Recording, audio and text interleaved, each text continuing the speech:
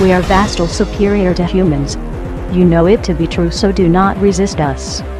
Coming to you live by a tape-delayed basis by means of digital distribution. This is Extreme Hardcore Nerds. Here are your hosts.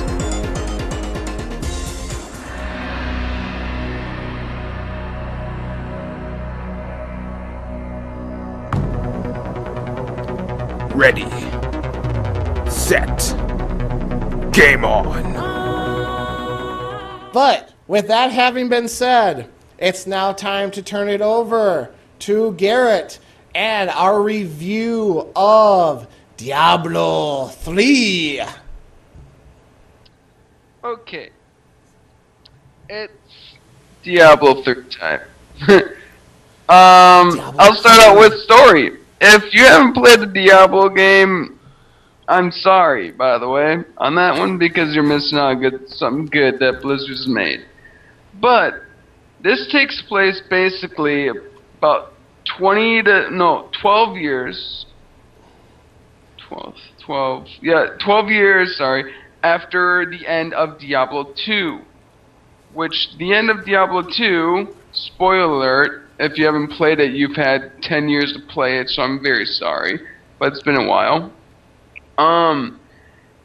The end is basically the third act to kill Diablo, fourth act to kill Bethesda, and fifth act, which is the expansion, you kill Baal, which is like the biggest boss. At the end of what happens, there's a angel called Tyrannel that goes and destroys the Soul Stone, which is summoning Hellspawn to Earth or to I can't think of the world that they're in, but basically, so you stopped it and you won a battle, basically. But the war's not over.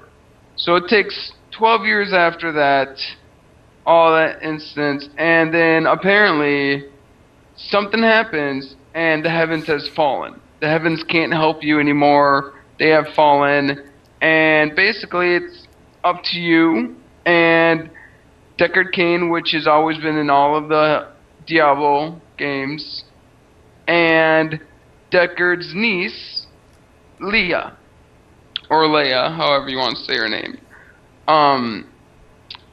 And that's basically what it takes place. It starts out as this Osmodon, which is basically hell of hell, or he's bigger than Satan, or the Diablo himself. Let's just say bigger than Baal. He's basically Lord of War, I think, if I can recall.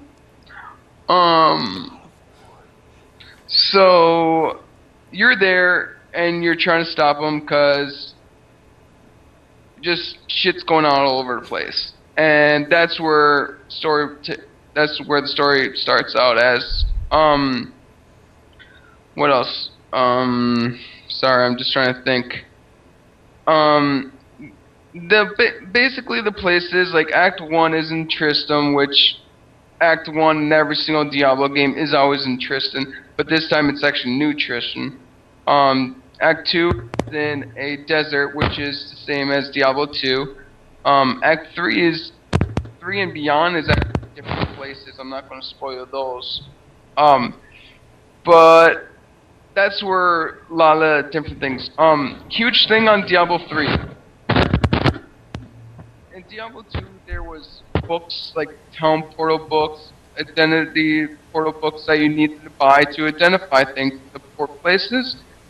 They disappear, which is a huge plus, and everybody likes it. Another thing new is the crafting system. You can craft your own gear. Instead of getting loot, which helps, but crafting your own gear helps a lot. You just gotta get the gold to pay for it. Another huge thing is destructible environment. When you hear about destructible environment, you might hear about like Battlefield and stuff like that. Well, this action adventure dungeon crawler. So when I mean a destructible environment, is if you shoot your bow and arrow, or hit something with your axe, or sword, whatever. Things break apart all around. And that. Go ahead. Didn't say anything. I thought you were about to say something. So that's the thing in the Diablo franchise right there. Graphics quality wise, 20 times better than Diablo 2. It feels really smooth. This is on the computer, by the way. This is only on computer. Eventually, it will come to console. But right now, is Diablo 2. You never got hordes and hordes and hordes of demons or whatever hellspawn coming at you. Diablo 3, you have the hordes and hordes of them coming at you all at once.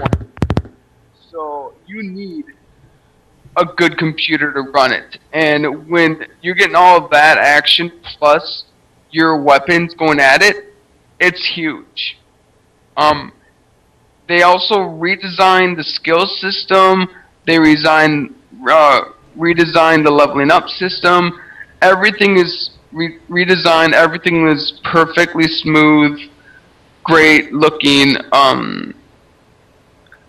The only thing that a lot of people has been talking about, and we talked about it earlier in the cast, was the first day that servers are basically down, which was a huge thing.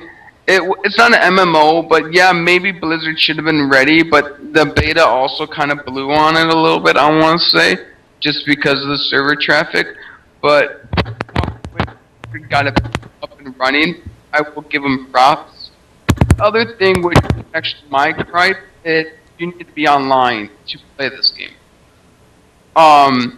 You can play it single player or you can play it multiplayer. It's 4 people per party if you want to play it multiplayer. Currently, I only like playing it single player because I'm not as far as all my other friends. But that's the huge thing, is you need to be online, so it plays like an MMO, but it's not an MMO. It's not an MMO. So that's a huge disappointment right there. The auction house is not currently up right now because of the server traffic, so I can't really say anything about the auction house, but at the moment they said estimated time the auction house will be up to 26th of May, so in a couple days it should be up and running. Overall, the character classes. It's basically the exact same characters as Diablo 2, but they combine some. The Amazon and Assassin is the demon. The warrior or barbarian is the warrior barbarian. Monk is different. Witch doctors like the druid and necromancer can do some things. And then there's the monk and the wizard. The wizard is a sorcerer. The monk is like a pally healing kind of deal. Overall, bro, I think this game is a 5. Though you do need connection, and I want to give it a score. I'm going to give it an 8.5, just because of the internet and the server traffic a little bit, and that you need to be online to play it. It's a great game, though. If you like Dungeon Crawlers PC gaming, a fan of Diablo, or a fan of just Blizzard in general, I think it would be an excellent decision to get it if you haven't already. It's been a long time waiting, and I don't think you'll be disappointed, especially with just everything that they have to give out with the story, because the story brings you in right away. You don't need to play Diablo 2 to know anything that's going on. And the cinematics are spectacular. And yeah, that's really everything. I would say it's a buy, or it's pretty hard to rent the game, because I don't think you can rent it because you need to have a Battle.net account and stuff like that. So it's more of a buy than anything.